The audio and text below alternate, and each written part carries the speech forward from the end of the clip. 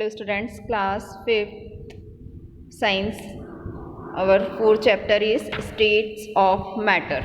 New topic is changing states of matter. हमारा जो भी matter रहता है उसकी अवस्थाएं कैसे change होती हैं. On heating or cooling, matter change from one state to another. And the most common example of this is water. जब हम किसी भी पदार्थ को गर्म करते हैं या ठंडा करते हैं तो उसकी जो भी स्टेट्स रहती है वो एक स्टेट से दूसरे स्टेट्स में चेंज हो जाती है. इसका एक कॉमन एग्जांपल क्या है हमारा water. Ice cube are water in its solid state. जो वाटर आइस क्यूब है वो वाटर की एक सॉलिड स्टेट है. Take out a tray of ice cubes from the freezer. Leave outside from some time. जब हम आइस क्यूब को freezer में से निकालते हैं और उसे थोड़े समय के लिए बाहर रखते हैं, the ice cube will melt to from the liquid state of water. और उसके बाद क्या होती है, आइस धीरे धीरे मेल्ट हो जाती है और वो कौन से स्टेट में आ जाती है, वाटर की लिक्विड फॉर्म में आ जाती है. On heating this water in an open pan, we notice that the water is changing to vapor and disappearing into the air.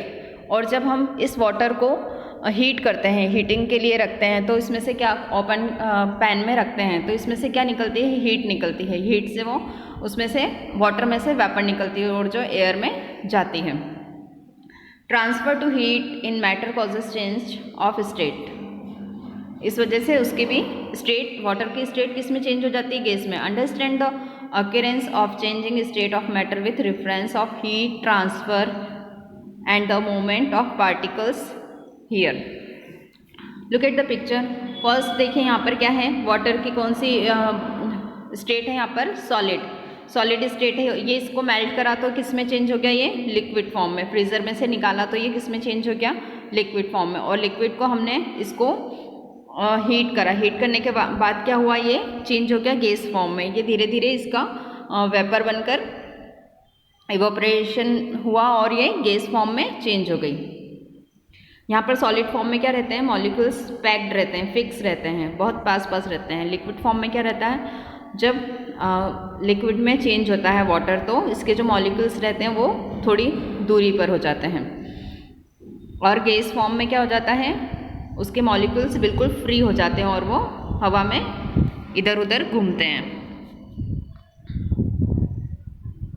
Melting. The change of the solid substance into liquid state is known as melting. जब हमारा solid ice पिघलती है तो उसे हम क्या बोलते हैं, liquid में चेंज होती है तो वो क्या कहलाएगा, हमारा मेल्टिंग. वो कौन सी फॉर्म कहलाएगी, melting. When solid ice is kept in a warm place it melt into liquid water. The molecules of ice take up heat from the surrounding and start moving faster. This break and release pattern of the molecules arrangement and they start moving freely around each other. Thus solid ice melt to from liquid. जब वो melt होता है, melting होती है, उसके बाद यदि हम उसे हीट करते हैं तो क्या होता है, मॉलिक्यूल्स फ्री हो जाते हैं और पूरे हमारे आसपास वो फ्रीली घूमते रहते हैं. इस सॉलिड से लिक्विड में चेंज होने की प्रोसेस को क्या बोलते हैं हम, melting. Freezing. The change of liquid substance into its solid state is called freezing. और जब हम लिक्विड को सॉलिड फॉर्म में चेंज करने के लिए फ्रीज में रखते हैं तो उससे हम क्या बोलेंगे, फ्रीजिंग. उससे क्या बन जाएगा, वो आइस क्यूब बन जाएगी, तो वो सॉलिड फॉर्म बन जाएगा. लिक्विड से हम सॉलिड फॉर्म में चेंज करने की प्रोसेस को क्या बोलेंगे, freezing. When water is kept in the freezer, it freezes into solid ice. The molecules of water lose heat and their movement. Eventually, the molecules come closer and become tightly packed. Thus, it takes the form of red ice. और इस तरीके से जो क्या होते हैं, जो molecules होते हैं वो पैक्ड हो जाते हैं और क्या हो जाता है, वो हमारा सॉलिड फॉर्म में आ जाता है. Vaporization. Vaporization is the change of a liquid substance into its gaseous form. When the water is heated in a container, it turns into vapor. The movement of the molecules of the liquid become extremely fast on heating and they move far apart from each other turning into gas.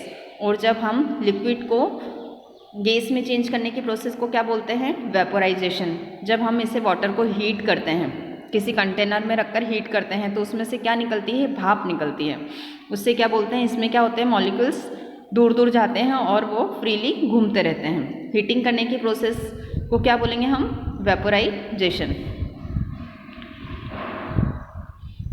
Condensation is the change of a gas into a liquid form. और जब liquid gas को हम किसी liquid form में change करते हैं, vaporisation में क्या होता है? हमने लिक्विड को किस में चेंज करा? गैस फॉर्म में चेंज करा। और कंडेंसेशन में क्या होता है? यदि कोई सी गैस है और उसे हम लिक्विड फॉर्म में चेंज करेंगे, उसे क्या बोलते हैं हम? Condensation. Water droplets are seen on the outer surface of a glass with cold water of ice in it. जब हम किसी कांच के ग्लास में हम आइस को डालते हैं तो वो आपने देखा होगा कि उसकी पानी की बूंदें बाहर दिखती है। Water vapour in the air near the glass cools down when it comes in contact with the cold glass. The cool molecules become slow and come closer to each other. As a result, tiny water droplets appear on the glass surface.